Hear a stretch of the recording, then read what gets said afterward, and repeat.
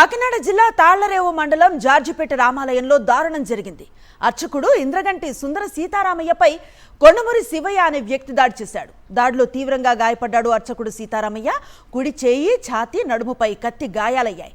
కాకినాడ జీజీహెచ్లో బాధిత అర్చకుడు చికిత్సను పొందుతున్నాడు. ఐపోలవరం మండలం గుత్తెన దీవికి చెందిన సీతారామయ్య గత కొంతకాలంగా జార్జిపేట రామాలయంలో అర్చకత్వం చేస్తున్నారు. నిందితుడు శివయ్య పోలీసుల అదుపులో ఉన్నాడు. శివయ్యపై కఠిన చర్యలు తీసుకోవాలని బ్రాహ్మణ సంఘాలు డిమాండ్ చేస్తున్నాయి. దీవి గ్రామంలో ఉన్నటువంటి ఈ యొక్క ఇంద్రగంటి సూర్యనారాయణ గారు జార్జిపేటలో గల వెంకటేశ్వర స్వామివారి ఆలయంలో అర్చక విధులు నిర్వహిస్తూ జీవనం సాగిస్తున్నారు. మొన్న శనివారం రోజున వారి అబ్బాయి అక్కడ విధులలో భాగంగా భక్తులకు పూజాధికములు నిర్వహిస్తున్న సమయములో శివయ్య అనేటటువంటి ఆయన కొడబలితోటి వారిని తీవ్రంగా గాయపరిచారు. వారికి అండగా మేము 50 మంది ఉన్నాం. వారికి తక్షణము ప్రభుత్వము సహాయం అందించి ఆ నిరుపేద బ్రాహ్మణుని చక్కగా వైద్య సదుపాయం అందించి అన్ని విధములా ఆదుకోవలసిందిగా కోరు ప్రార్థించడం జరుగుతోంది. అది శనివారం చాలా పవిత్రమైన రోజు అని అందరూ అభిషేకాలు కుంకుమ పూజలు పెట్టారండి. ఆ అభిషేకాలు కుంకుమ పూజలు చేస్తూ మా కుర్రాడు నేను బతుకున్నామని అక్కడ వాడి వెనకాల వచ్చి నాట్లు పెట్టి చేసిపోయాడు, పారిపోయాడు. వాడు గ్రామస్తులందరూ వచ్చి శివయ్య చేసేది, కొండమూరి శివయ్య చేసేదండి ఆయన.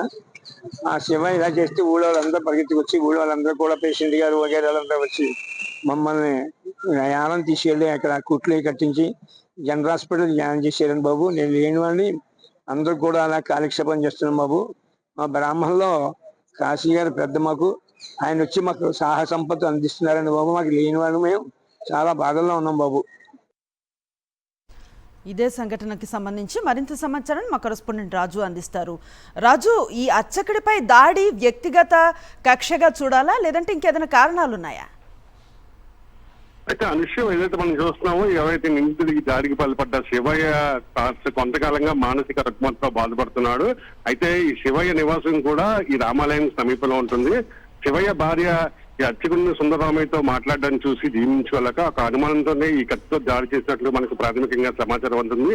ఈ దాడిలో అయితే తీవ్రంగా సుందరరామయ్య అయితే గాయపడ్డాడు. అతని చేతికి కుడి చేతితో పాటుగా ఛాతి భాగంలోని అదే విధంగా వీపు భాగంలో కూడా కత్తి గాయాలయ్యాయి. దీంతో అతన్ని కాకినాడ జీజీహెచ్కి తరలించారు. ప్రస్తుతం అయితే అక్కడ చికిత్స పొందుతున్నారు. కొద్దిసేపటి కిందటే ముమ్మడివారం మాజీ ఎమ్మెల్యే పొన్నాడు వెంకట సతీష్ కుమార్ కూడా బాధితుడిని పరామర్శించారు. బాధితుడికి మెరుగైన సాయం అందించాలి, వైద్య సహాయం అందించాలని చెప్పి కూడా వైద్యుల్ని కోరారు. అదేవిధంగా ప్రభుత్వం కూడా ఆదుకోవాలని చెప్పి అటు అర్చక సంఘాలకు ఉన్న ప్రతినిధులు కూడా కోరడం జరిగింది. ఖచ్చితంగా ఎవరైతే ఈ దాడికి పాల్పడ్డాడో శివయ్య, అతని మీద కఠినమైన చర్యలు తీసుకోవాలని చెప్పి కూడా అటు బ్రాహ్మణ సంఘాలు ఇటు అర్చక సంఘాలు డిమాండ్ చేస్తున్న పరిస్థితి అయితే ఉంది. అయితే ఈ ముమ్మడివరం నియోజకవర్గం గుర్తింపు దీవికి చెందినటువంటి సుందరరామయ్య తన తండ్రితో కలిసి కొంతకాలం కిందట తాళ్లరేవు మండలం జార్జిపేటకు రావడం జరిగింది. అక్కడ ఉన్నటువంటి రామాలయంలో అర్చకత్వం చేస్తున్నాడు. అయితే ఈ మానసిక రుగ్మతతో బాధపడుతున్న శివయ్య ఊహించిన విధంగా దాడి చేయడంతో అతను తీవ్రంగా గాయపడ్డాడు. Right, thank you Raju.